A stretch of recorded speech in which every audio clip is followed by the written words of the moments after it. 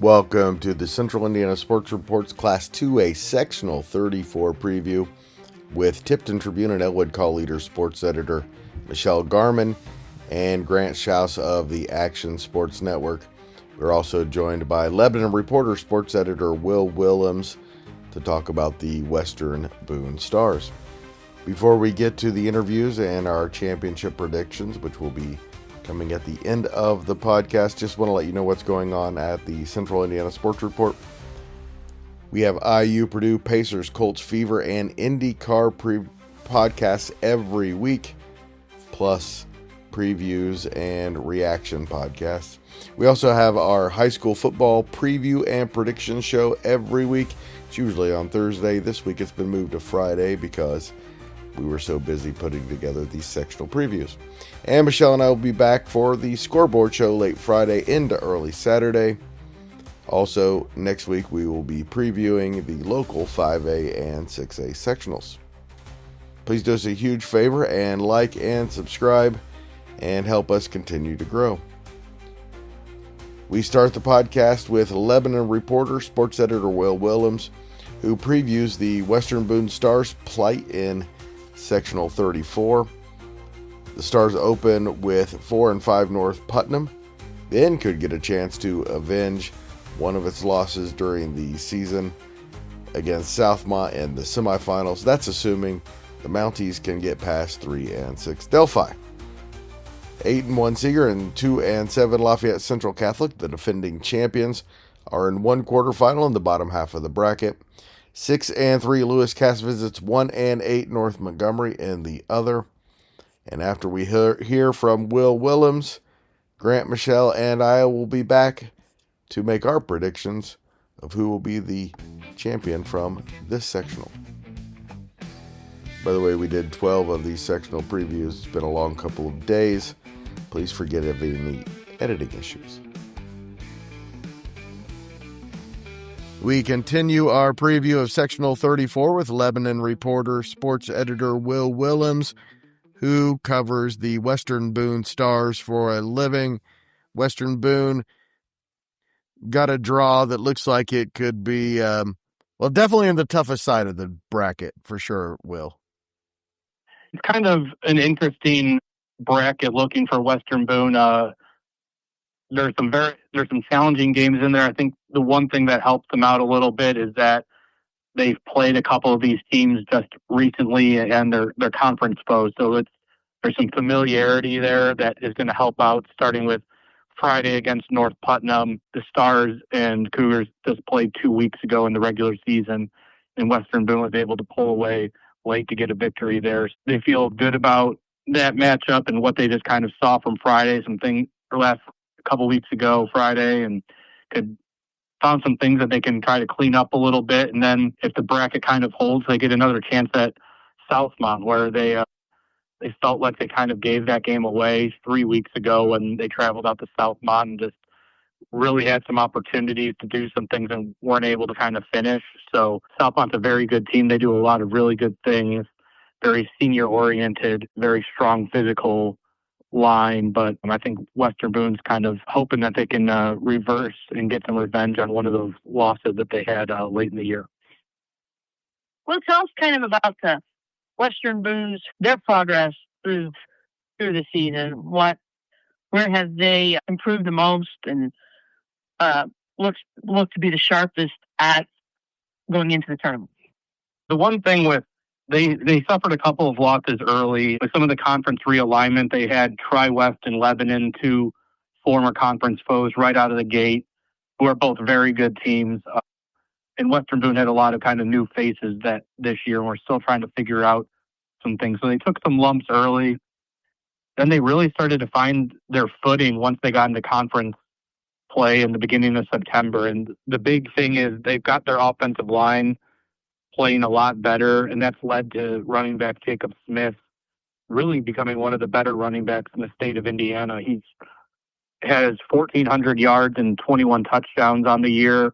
He has 2 games this year where he's had 5 touchdowns, including their first matchup against North Putnam just a couple weeks ago, where he ran for about 240 yards and 5 touchdowns. He's a really good small school running back, averaging a little bit more than 7 yards a carry. And when they can get them going and kind of controlling the clock, that's really what they want to do. The other thing is their quarterback, Brendan Capriva, the first-year starter. Numbers aren't necessarily eye-popping. He's only thrown for 700 yards and 8 touchdowns on the year and added close to another 200 on the ground. But he's made a lot. His decision-making has gotten a lot better as the year has gone on, and he's gotten more comfortable under center. And offensively, that's been kind of the real big thing that's helped turn their season around, where they've won 5 out of 7 in the conference. We're here with Will Willems of the Lebanon Reporter. Will, the Stars have lost 4 games this year. I bet if they could take one back, it would be Southmont. And if they can get past North Putnam, they'll get their shot at them. They're definitely, they're very kind of, North Putnam does a lot of good things, so they're going to get really well prepared for Friday. But if they have that chance against Southmont, I think they're looking forward to it. It was a really close game throughout, and Western Boone just didn't have one of their better offensive games that day, and still had a chance late in the game. We're inside the Mounties 20-yard line, down 3 late, and got turned the ball over, kind of cost them the game. So those teams are very familiar with each other. They've been in the same conference for over 30 years now. They've always kind of played some of these really tight games. So yeah, when you look at Western Boone's other 3 losses, the Tri-West, Lebanon, and Cascade, all 3 really good teams that frankly were just a little bit better than them on the field. But yeah, if there's one chance to kind of avenge a loss from the year, I think they're looking forward to that Southmont matchup. If they were to meet next week in the semifinal, that's one that they would look forward to. They will probably have to do better defensively if they get to play Southmont to avenge that regular season loss.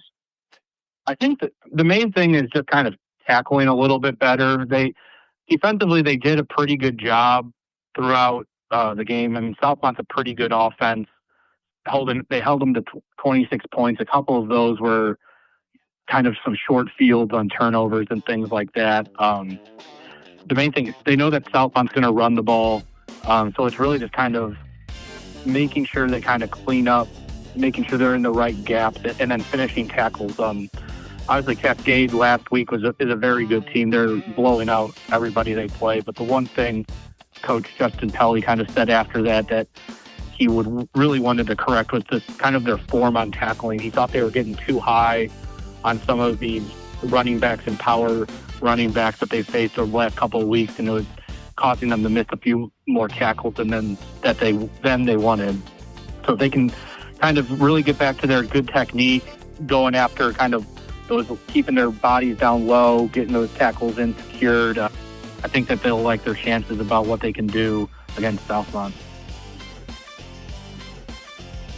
Will Willems, thank you so much for your time. Appreciate it as always. All right, guys, we heard from Will Willems on Class 2A Sectional 34, where Western Boone is playing. The favorites in that one are Southmont, Western Boone, and Seeger. Michelle, who you taking? Actually, I'm going to take Western Boone. I think they're going to avenge their regular season loss to Southmont in week 2, and I believe they're going to win that sectional. Give me Western Boone as well. I'm going to be the oddball out. I really like Western Boone's chances, but I'm going to take Seeger. Their last sectional championship was 2004, and I like their path. Thanks, guys. Thanks so much to Michelle and Grant for doing all of these previews with me, and to Will Willems for joining us for the Sectional 34 preview. And thank you for listening. Please do us a huge favor. Share this podcast with a high school football fan in your life and help spread the word that the Central Indiana Sports Report is here talking about Central Indiana sports every single day.